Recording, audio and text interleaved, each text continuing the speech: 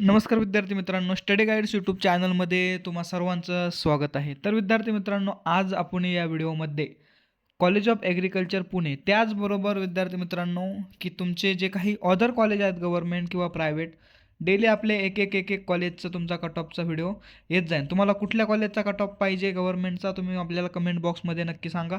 आणि विद्यार्थी मित्रांनो, आपल्या डिस्क्रिप्शनमध्ये व्हॉट्सअपची लिंक आहे, तिथे जाऊन तुम्ही व्हॉट्सअपच्या ग्रुपला जॉईन व्हा. त्या ग्रुपला सुद्धा तुम्हाला टोटल अपडेट्स भेटत राहतील. तर विद्यार्थी मित्रांनो, आज आपण डिस्कशन करणार आहोत कॉलेज ऑफ ॲग्रिकल्चर पुणे याचा कट ऑफ. तर विद्यार्थी मित्रांनो, सगळ्यात आधी आपण सेकंड राऊंडचा कट ऑफ पाहूया, की सेकंड राऊंडला कॉलेज ऑफ ॲग्रिकल्चर पुणे कितीपर्यंत गेलतं आणि कोणत्या कॅटेगरीसाठी. आणि त्याचबरोबर विद्यार्थी मित्रांनो, फर्स्ट राऊंडला काय कॉलेजचं कट ऑफ जास्तच असतो, त्याच्यामुळे काही ते फर्स्ट राऊंड पाहण्याची काही गरज नाही. फर्स्ट राऊंड 117, 118, 119 आणि 120 ह्यापर्यंतच राहतो. तर विद्यार्थी मित्रांनो, पहिल्यांदा आपण सेकंड राऊंडचा पाहूया, म्हणजे तुम्हाला अंदाज येईल की हे कॉलेजचे कट ऑफ नक्की कुठपर्यंत जाऊ शकतात. तर पहिल्या EWS कॅटेगरीसाठी जनरल, म्हणजे तुमचं EWS कॅटेगरीमधून तुमचं जनरल म्हणजे कुठलंही रिझर्वेशन नाही, त्यासाठी एम कोटा. एम कोटा म्हणजे महाराष्ट्र कोटा, यू कोटा म्हणजे युनिव्हर्सिटी कोटा.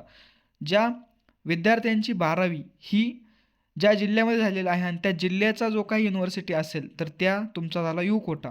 आणि समजा माझी अहिल्यानगर जिल्ह्यामध्ये 12वी झालेली आहे आणि अहिल्यानगर जिल्ह्याच्या अंतर्गत राहुरी विद्यापीठ येतं, तर माझा यू कोटा राहुरीचा झाला आणि एम कोटा तुमचा परभणी, दापोली, अकोला या युनिव्हर्सिटीचा होईल. तर विद्यार्थी मित्रांनो, EWS कॅटेगरीसाठी जनरलमधून एम कोट्यातून मेल कॅन्डिडेटला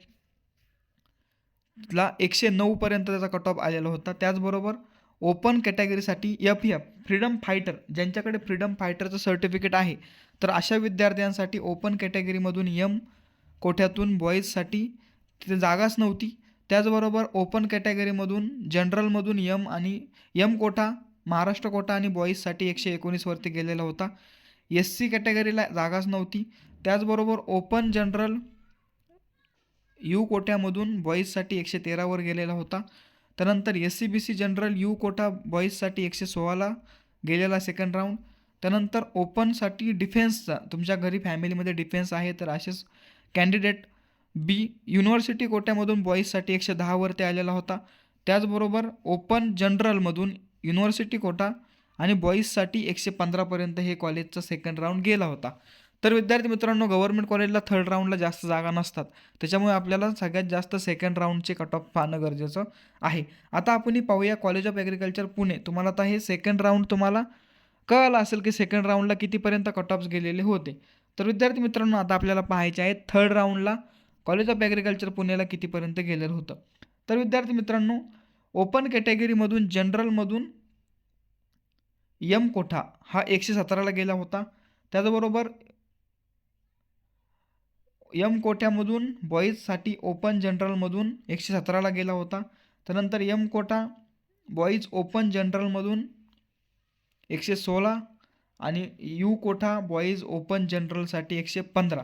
म्हणजे विद्यार्थी मित्रांनो, कॉलेज ऑफ ॲग्रिकल्चर पुणे मागच्या वर्षी संपूर्ण कॅटेगरीसाठी 115 ते 120 पर्यंत या कॅटेगरीमध्ये त्याचे कट ऑफ्स लागलेले आहेत.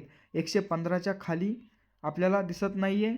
आणि ते असतील तर कॅटेगरी, म्हणजे जर तुमची कॅटेगरी जर पाहिली तर विद्यार्थी मित्रांनो, 109 पासून तर 117 पर्यंतचे आपल्याला दिसत आहे. म्हणजेच आपल्याला अंदाज बांधता येईल की ह्या वर्षी कट ऑफ 109 किंवा 110 ते 120च्या between college of agriculture Pune हे राहणार आहे. तर विद्यार्थी मित्रांनो, अशाच नवनवीन कट ऑफसाठी आपल्या चॅनलला सबस्क्राईब करा. आणि विद्यार्थी मित्रांनो, आपल्या काउन्सिलिंग बॅचबद्दल डिस्क्रिप्शन बॉक्समध्ये संपूर्ण माहिती आहे, तुम्ही व्हॉट्सअप ग्रुपला जॉईन व्हा. आणि विद्यार्थी मित्रांनो, संपूर्ण पुढील इन्फॉर्मेशन तुम्ही त्या ग्रुपमध्ये घ्या. तर विद्यार्थी मित्रांनो, थांबूया आपण आपल्या आजच्या व्हिडिओमध्ये.